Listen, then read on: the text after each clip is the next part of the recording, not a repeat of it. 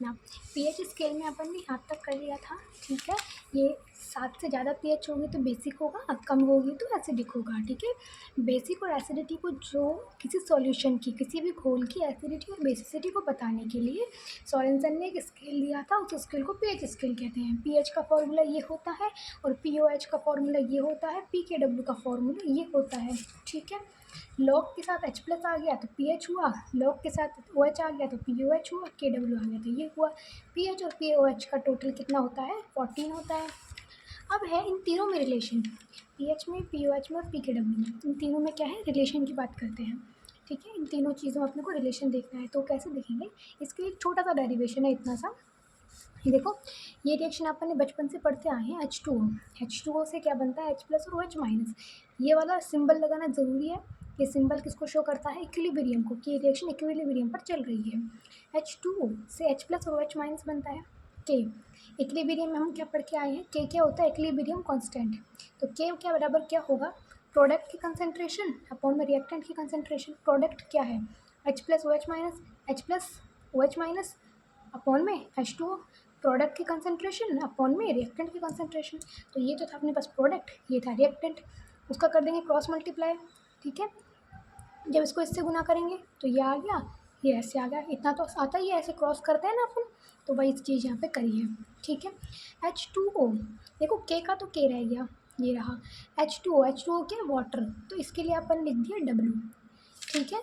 समझ में आया, KW क्या है, के इंटू H2O, ठीक है। H2O क्या है, इसको हमने W से रिप्रेजेंट कर दिया है, तो ये क्या हो गया, KW। आया समझ में, ठीक है। ये क्या हो गया, KW हो गया, ये ऐसे कैसा ही हो गया, ठीक है।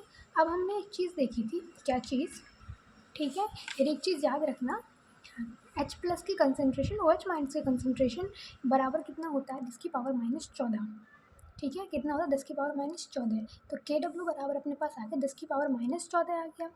समझ में आया। जब अपन इसका KW से PKW निकालेंगे, KW से अपन क्या करेंगे, PKW निकालेंगे। जैसे अपने पास है KW, इससे हम PKW निकालेंगे, तो ये जो पावर में 10⁻14 है ना, ये सिर्फ 14 रह जाएगा, ठीक है। इस चीज़ को याद कर लेना, है ना, समझाने में थोड़ा सा टाइम जाएगा, याद ही कर लेना कि इतना तो याद रहेगा। ये अपने पास इक्विलिब्रियम पर एक रिएक्शन थी, ठीक है। ये अपने पास इतना कर लेंगे, प्रोडक्ट की कंसंट्रेशन पर रिएक्टेंट की कंसंट्रेशन क्रॉस मल्टीप्लाई हो जाएगा, तो ये आ जाएगा HW का अपने, H2O का अपने W से रिप्रेजेंट करा, तो ये होगा KW, इतना हो गया। इसका अपन 10⁻14 बोल सकते हैं। PKW बराबर हो जाएगा 14, ठीक है। यहाँ तक आ गए समझ में, ओके, देखना, ठीक है। अब PKW बराबर होता है 14, और 14 बराबर देखो क्या होता है, PH प्लस में POH बराबर 14, तो 14 की जगह अपन PH प्लस POH लिख सकते हैं ना, ठीक है। PH प्लस POH लिख सकते हैं। हमने क्या बोला, PH और POH बराबर होता है 14। अब यहाँ पे क्या है, 14, तो इस 14 की जगह हम लिख दें PH प्लस में POH, तो PKW का आंसर आ गया, इतना हो गया। पीएच स्केल कर लेंगे, कोई दिक्कत नहीं है पीएच स्केल में। नेक्स्ट टॉपिक देखते हैं, ठीक है। नेक्स्ट टॉपिक है अपने पास क्या, आयोनाइजेशन। नेक्स्ट टॉपिक क्या है, ionization of weak acid and base. Ionization of weak acid and weak base, ठीक है। वीक एसिड और बेस का आयोनाइजेशन, ठीक है। सबसे पहले अपन इससे पहले पढ़ते हैं अपन वीक एसिड के बारे में, इसके बारे में, वीक एसिड के बारे में, ठीक है। जैसे हम मान के चलते हैं ये कोई वीक एसिड है, हमने ऐसे ही रैंडमली माना है, ठीक है। एसिड्स क्या होते हैं जिनमें H प्लस होता है, ये H, ठीक है, इसलिए अपन ने H लिया। तो ये अपन ने मान के चलते हैं ये क्या है, कोई वीक एसिड है, ये हमने माना है, ठीक है। अब इसमें क्या होगा, H प्लस निकलेगा और ए माइनस, इस तरह से, ठीक है। कोई भी वीक एसिड हो उसमें रिएक्शन कुछ ऐसे होती है, ठीक है।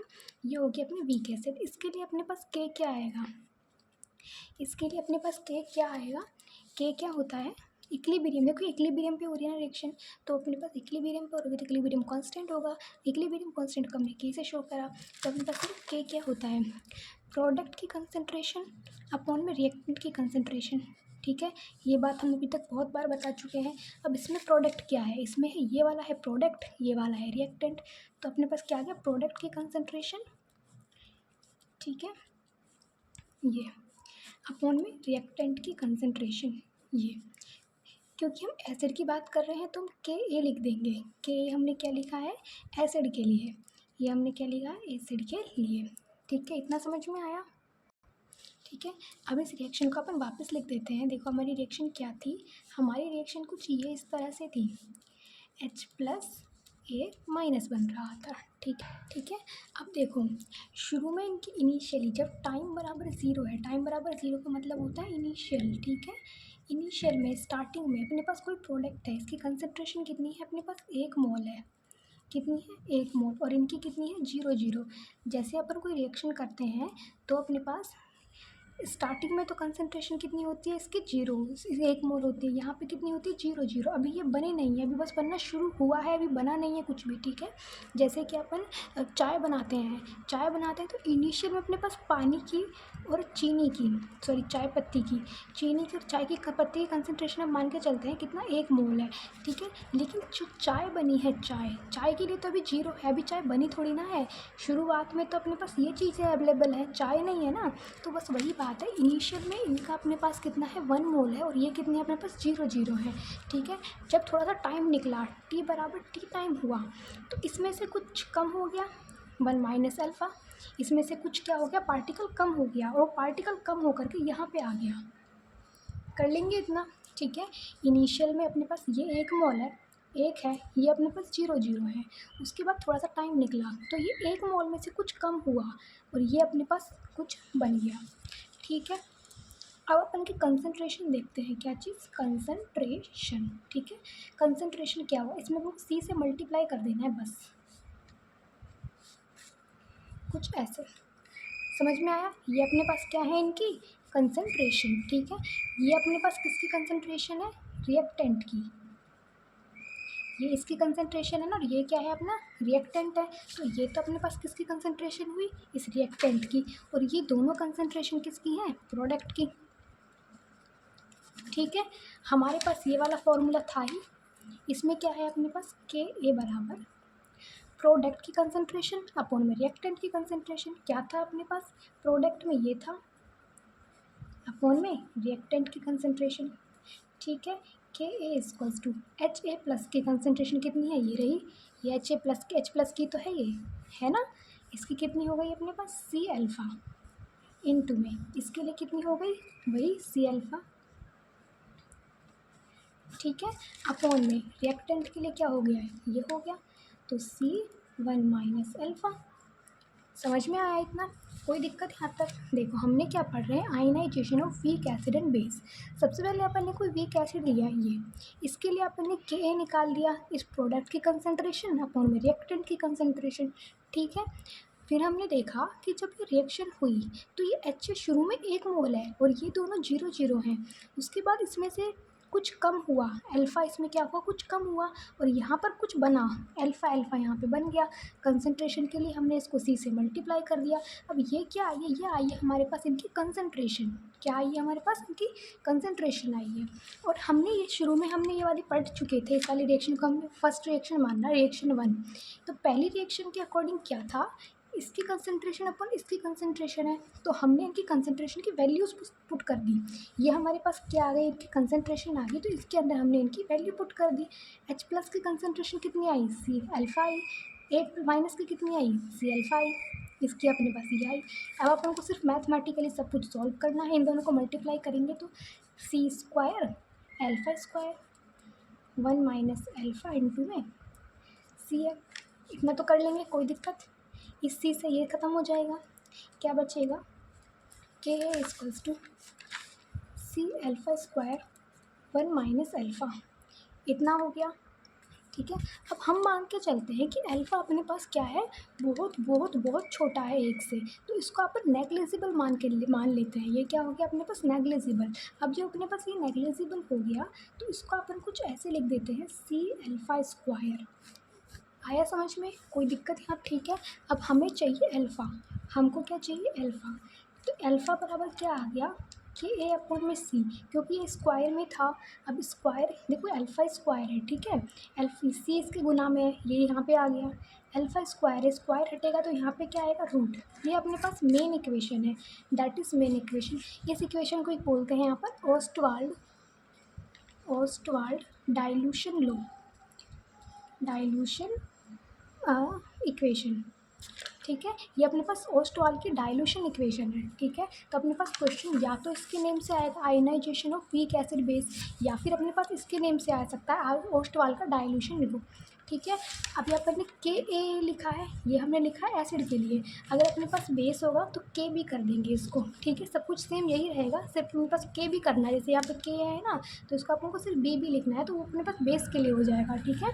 अपन पेपर में बेस के लिए भी करके आएंगे, सब कुछ सेम यही, बस एक ही जगह हमको क्या करना है, बी करना है। आगे समझ में कोई दिक्कत यहाँ तक नहीं होगी ना, ठीक है। सबसे पहले अपन ने इसका के ए निकाला, ये निकालने में कोई दिक्कत नहीं होगी, ठीक है। उसके बाद इनिशियल में 1 मोल था, ये 0 थे, इसमें से कुछ कम हुआ 1 माइनस अल्फ़ा हो गया, ये अल्फ़ा हो गया। कंसनट्रेशन के लिए हमने इसको सी से सिर्फ मल्टीप्लाई करा है। अब अपने पास ये इनकी क्या आ गई, कंसनट्रेशन आ गई। इस वाली उसमें इक्वेशन में हमने इसकी वैल्यू पुट कर दी, इस इक्वेशन में हमने इसकी कंसनट्रेशन की वैल्यू जो थी वो पुट कर दी, ये कर दी, ठीक है। बाकी हमने सारा ये मैथमेटिकली करा है, ठीक है। लास्ट में जो अपने पास इक्वेशन है हमको निकालना था, हमको अल्फ़ा चाहिए, हमें क्या चाहिए, हमें अल्फ़ा चाहिए, ठीक है। ये अल्फ़ा क्या, इससे अपने पास क्या आ गया, ओस्टवाल डाइल्यूशन की इक्वेशन आ गई। आया समझ में, कोई दिक्कत। नेक्स्ट है अपना common ion effect. Common ion effect क्या होता है, देखो डेफिनेशन देखना इसका सबसे पहले। वीक इलेक्ट्रोलाइट में, किसमें, एक मिनट हो, इसके नाम से ही पता चल रहा है कॉमन आयन इफेक्ट, यानी कि कॉमन आयन आएगा, कॉमन आयन इफेक्ट यानी कि कॉमन आयन आएगा। अब इसकी डेफिनेशन देखना, किसी वीक इलेक्ट्रोलाइट में, इलेक्ट्रोलाइट क्या होते हैं हम पढ़ चुके हैं, सबसे फर्स्ट वीडियो यही था, ठीक है। तो किसी वीक इलेक्ट्रोलाइट में, किसी वीक इलेक्ट्रोलाइट के सॉल्यूशन में, किसी वीक इलेक्ट्रोलाइट के सॉल्यूशन में स्ट्रॉन्ग इलेक्ट्रोलाइट मिलाया जाता है। यानी कि वीक में क्या मिलाना है, स्ट्रॉन्ग। ये क्या है अपने पास, देखो एग्जांपल समझना। ये अपने पास कोई वीक इलेक्ट्रोलाइट है, इसमें हमने स्ट्रॉन्ग इलेक्ट्रोलाइट मिला दिया। वीक के अंदर हमने क्या मिलाया, स्ट्रॉन्ग इलेक्ट्रोलाइट मिलाया, ठीक है। जिससे एक आयन वीक इलेक्ट्रोलाइट का हो। देखना, ये कोई वीक इलेक्ट्रोलाइट था, वीक इलेक्ट्रोलाइट में अपने पास 2 आयन है, एक तो ये वाला और एक ये वाला। NH4OH है, इसमें 2 आयन है, एक तो NH4 प्लस है, एक OH माइनस है। इतना तो समझते हैं हम। जैसे कोई भी चीज़ है, ए बी है, तो उसमें अपने पास 2 आयन होंगे ना, एक ए प्लस होगा, एक बी माइनस होगा। तो वैसे ही अपने पास ये NH4OH एक वीक इलेक्ट्रोलाइट है। इस NH4OH में 2 आयन है, एक है NH4 प्लस है, एक है OH माइनस। समझ आया इतना। इस वीक में अपन ने कोई स्ट्रॉन्ग इलेक्ट्रोलाइट मिला दिया। अब ये स्ट्रॉन्ग वाला जो है, इसमें भी 2 आयन है, इसमें है NH4 प्लस और Cl माइनस। ये तो था NH4OH, ये है NH4Cl, ठीक है। देखो कितने से कितना फ़र्क पड़ जाता है। अगर OH है तो ये वीक है, और अगर Cl है तो ये स्ट्रॉन्ग है। समझ आया, OH है तो वीक है, Cl है तो स्ट्रॉन्ग है। समझ में आई इतनी बात। NH4OH में 2 आयन है, NH4 प्लस OH माइनस। इस वीक में हमने कोई स्ट्रॉन्ग इलेक्ट्रोलाइट मिला दिया, और इस स्ट्रॉन्ग इलेक्ट्रोलाइट में वीक के जैसा एक इलेक्ट्रोलाइट, एक आयन है, ठीक है। इसका एक आयन वीक इलेक्ट्रोलाइट का हो। समझ में आया। देखो वीक के अंदर 2 आयन है, एक NH4 प्लस है, एक OH माइनस है। हमने इसमें कोई स्ट्रॉन्ग वाला मिलाया। अब स्ट्रॉन्ग के अंदर एक वीक जैसा आयन है ना, वीक इलेक्ट्रोलाइट का एक आयन है इसमें। देखो NH4 प्लस वीक में भी था, स्ट्रॉन्ग में भी था, दोनों में प्रेजेंट है ना ये। समझ में आई बात। NH4 प्लस जो है वीक में भी है, स्ट्रॉन्ग में भी है। हमने नाम क्या था, कॉमन आयन इफेक्ट, यानी कि दोनों में हो वो आयन, ये दोनों में है, इसको बोला हमने कॉमन आयन। इसका मतलब कि दोनों में है, ठीक है। एक बार दोबारा समझना ध्यान से। वीक इलेक्ट्रोलाइट में हमने ऐसा स्ट्रॉन्ग इलेक्ट्रोलाइट मिलाया, वीक के अंदर हमने ऐसा स्ट्रॉन्ग मिलाया जिसके में एक आयन वीक इलेक्ट्रोलाइट का है, जिसमें एक आयन वीक इलेक्ट्रोलाइट का। इधर देख एक बार ध्यान से देखना।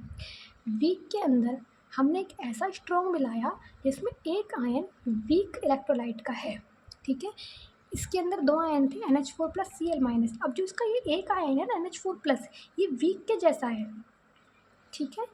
हमने वीक में स्ट्रॉन्ग मिलाया। अब इस स्ट्रॉन्ग का जो ये एक आयन है ना, ये वीक के आयन का है, वीक जैसा है। समझ आया इतना। नीचे लाइन लिखी भी हुई है, इसमें NH4 प्लस है जो वीक वाले आयन का भी में भी प्रेजेंट है, जो वीक वाले में भी है, स्ट्रॉन्ग वाले में भी। तो ये कॉमन आयन है, ये क्या हुआ, एक कॉमन आयन हुआ। समझ में आ गई, कोई दिक्कत यहाँ तक नहीं होगी। डेफिनेशन एक बार ध्यान से दोबारा देखते हैं। वीक के अंदर स्ट्रॉन्ग इलेक्ट्रोलाइट मिलाया जाता है, किसी वीक इलेक्ट्रोलाइट के अंदर स्ट्रॉन्ग इलेक्ट्रोलाइट मिलाया जाता है जिसमें एक आयन वीक इलेक्ट्रोलाइट का हो, जिसमें एक आयन वीक इलेक्ट्रोलाइट का हो, ठीक है। इसको ही बोलते हैं कॉमन आयन इफेक्ट। ठीक है, बाकी अपन ने अपनी डेफिनेशन लिख दी है कि NH4OH एक वीक बेस है। ठीक है, इसका आयनाइजेशन बहुत ज़्यादा कैसा होता है, कम होता है। एक बात और, जो चीज़ वीक होगी ना उसका आयनाइजेशन बहुत ज़्यादा कम होगा। वीक जो चीज़ होती है उसका आयनाइजेशन कैसा होता है, बहुत कम होता है। ठीक है, NH4H वीक बेस है जिसका आयनाइजेशन बहुत ज़्यादा कम होता है। इसके सॉल्यूशन में हमने NH4Cl मिलाया, वही बात जो समझाई थी ना वही बात हमने यहाँ पे लिख रखी है कि NH4OH एक वीक बेस है जिसका आयनाइजेशन बहुत ज़्यादा कम होता है। फिर हमने इसमें NH4Cl स्ट्रॉन्ग मिलाया, इस वीक के अंदर हमने NH4Cl स्ट्रॉन्ग मिलाया, तो NH4 जब हमने इसको ये मिला दिया था ना तो इसका आयनाइजेशन ये और भी कम कर देता है।